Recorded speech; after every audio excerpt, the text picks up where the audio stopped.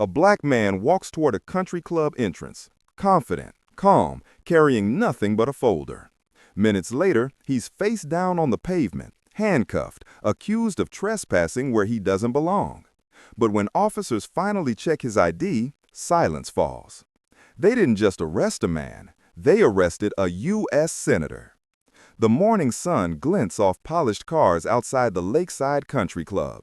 White pillars, marble steps, a quiet symbol of old money. A man in a pressed navy polo and khakis walks toward the entrance, a leather portfolio under his arm. His name is Trent James, mid-50s, confident, unbothered. But Wade Clark, the club manager, sees him and stiffens. His tone slices the air. "Excuse me, sir, this is a private club. Deliveries go around back." Trent stops, composed. "I'm not delivering anything. I'm here for the 12:30 luncheon." Clark folds his arms. "You people always have a reason." The phrase lands like a slap. Trent's jaw tightens, but his voice stays calm. "I'm a member. You can check the list." Clark laughs under his breath. "We don't need to. I know everyone who belongs here." He steps closer, snatches Trent's portfolio, and rips it open. Papers scatter across the ground. "Guess you dropped your invitation, Senator." He smirks, not knowing how close he is to the truth. Guests nearby start recording on phones. A hush spreads. Trent kneels, picking up his papers one by one, saying quietly, "You're making a mistake." Clark taps his phone and sneers. "We'll let the caps decide that." Two police cruisers roll through the gate, lights flashing in the sunlight. Wade Clark stands tall, suddenly playing the role of victim. Trent remains still, hands at his sides, the picture of composure. The first officer steps out, Troy Scott, mid-30s, sharp features, mirrored sunglasses. The second, Detective Dean Reed, older, cautious but skeptical. Clark rushes to them, pointing at Trent. "That's him, refused to leave, got violent when I asked him to go." Scott's tone is clipped. "Sir, keep your hands visible." Trent nods. "Officer, I'm here for an event, if you'll just—" "Didn't ask for a story," Scott snaps. "Hands behind your back." Reed hesitates. "Troy, maybe we should—" "I said I've got this," Scott cuts him off. Clark adds fuel. "He shoved me, tried to force his way in." Trent's voice remains steady. "That's not true." But it doesn't matter. The cuffs come out, the crowd leans in, and phones start filming. As Scott grabs Trent's wrist, Trent speaks clearly. "My name is Senator Trent James. Check my identification before you make a mistake you can't undo." The words hang in the air. For 2 seconds, silence. Then Scott laughs. "Sure you are, and I'm the president."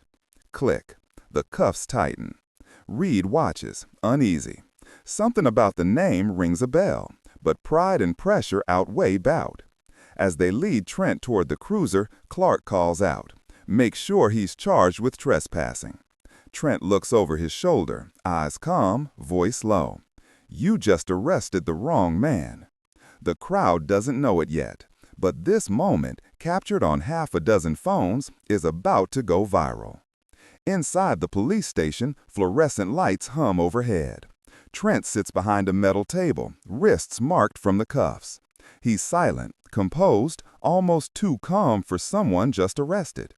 Detective Reed paces. "You said you're a senator. You expect me to believe that?" Trent answers evenly. "You don't need to believe me. Just verify it." Reed glares. "We'll see." He nods to Officer Lynn Gray, who starts typing at her desk. Moments later, her face drains of color. She whispers, "Detective, you might want to hear this. Dispatch confirms Trent James, United States Senator, Judiciary Committee." Reed freezes. Scott looks up from his paperwork, eyes wide. "What did you say?" Gray repeats, wilder this time. "He's a senator. It's him." The station goes quiet. The realization hits like thunder. Outside, phones buzz. The incident is already spreading online. Senator arrested at country club.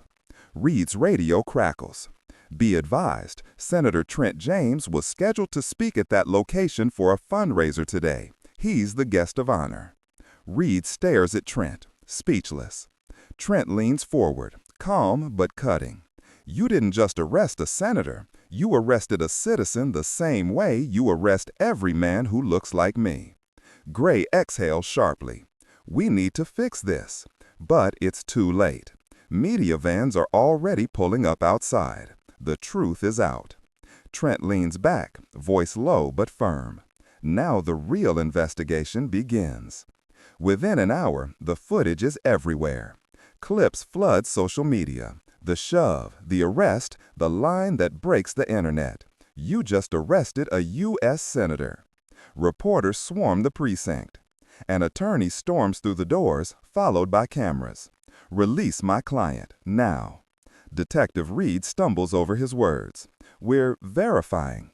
Verify faster, the attorney snaps. You just handcuffed a senator on his own property. Reed blanks. What? Trent stands, calm as ever. You heard him. I own 51% of the Lakeside Country Club. The room falls silent. Even Scott drops his pen. Outside, protesters are already gathering. Inside, the chief arrives, pale and sweating. Senator James, this department extends its apologies. Trent interrupts, his tone sharp but steady. Apologies don't erase evidence. You've shown this city what justice looks like when the camera isn't rolling. The attorney adds, and now the whole country has seen it. Reed looks defeated. Scott can't meet Trent's eyes. As Trent walks out the door, cameras flash. Reporters shout questions. He doesn't answer. He doesn't need to. He pauses at the top of the station steps, cuffs still marking his wrists, and says softly, for every microphone, you didn't just arrest a senator. You exposed a system. Hours later, the ballroom at Lakeside Country Club is full. Reporters line the back. Donors whisper in disbelief. The podium stands empty until Trent walks in. The room goes silent. He's wearing the same clothes, collar torn, wrists bruised. No suit, no pretense, just truth. He steps to the microphone. Some of you saw what happened this morning. I was arrested outside this very building, accused of trespassing, where I belong. But I didn't come here to talk about humiliation. I came to talk about change. Behind him, a screen flickers on, footage from body cams, showing everything. Clark's shove, Scott's laughter, Reed's disbelief. The crowd gasps. I wasn't there by accident, Trent continues. For months, I've been investigating racial discrimination at private clubs. Today, you saw it unfold in real time. He lifts a folder. Tomorrow, I'll introduce legislation to end tax breaks for any club that discriminates, and to require accountability for every officer who abuses their badge. He pauses, looks across the stunned room. I wasn't arrested because I'm a senator. I was arrested because I'm a black man. But now the world's watching, and change starts today. The room erupts. Cameras flash. History begins.